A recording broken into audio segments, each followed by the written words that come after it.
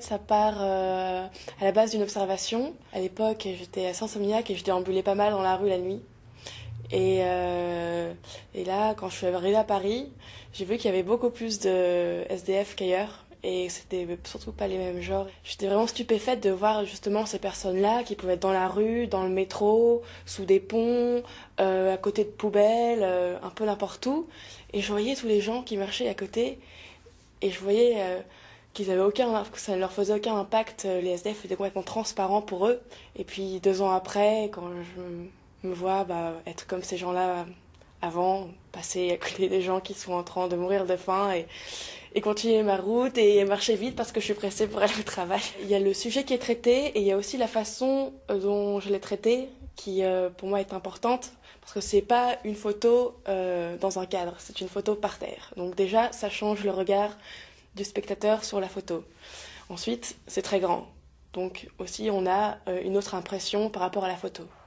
J'ai voulu mettre en fait la photo par terre pour justement représenter le SDF qui lui est par terre, à échelle humaine pour un petit peu rendre un côté humain à la chose.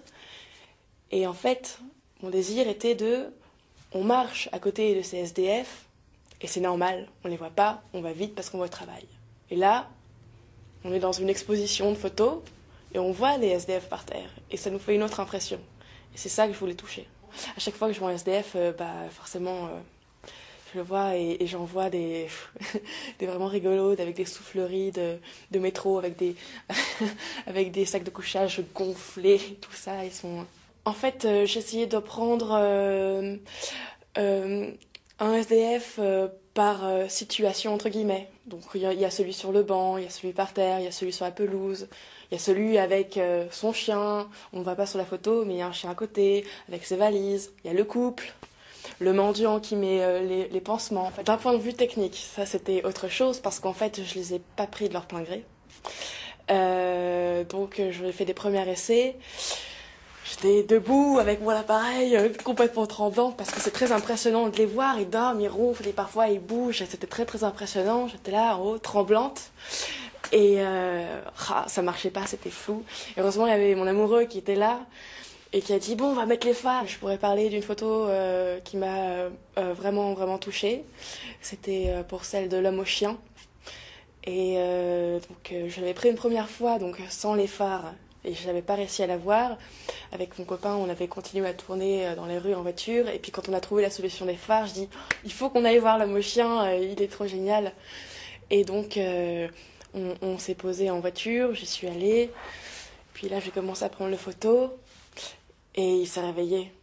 Et il m'a regardé avec ses grands yeux, à la fois embués d'alcool et de gentillesse. Il ne devait pas être vraiment français. Il m'a dit, mais qu'est-ce que vous faites? Je dis, je prends des photos. Et il m'a dit, ah non, moi, me prends pas en photo. Mais prends mon chien si tu veux. Bon, heureusement, j'avais réussi à avoir ma prise moi avant. Mais du coup, j'ai pris son chien. Puis après, je lui ai un petit peu parlé.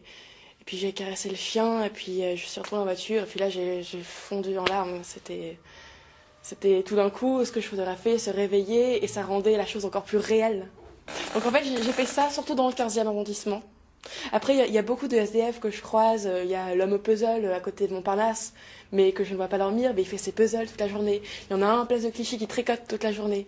Mais ces gens-là en fait ne dorment pas à l'endroit où on peut les voir la journée. J'aimerais d'une part continuer un travail avec les SDF, parce que je trouve ça passionnant, et d'autre part, je pense que le fait de mettre la photo ailleurs que sur un mur, déjà, ça touche plus les gens. Mon but, c'est de faire réfléchir et que les gens aient une réflexion en sortant d'un endroit et se dire c'est pas une photo qu'on a vue là-bas. Parce qu'au final, la photo, quand on la voit sur Internet, elle ne veut pas dire grand-chose.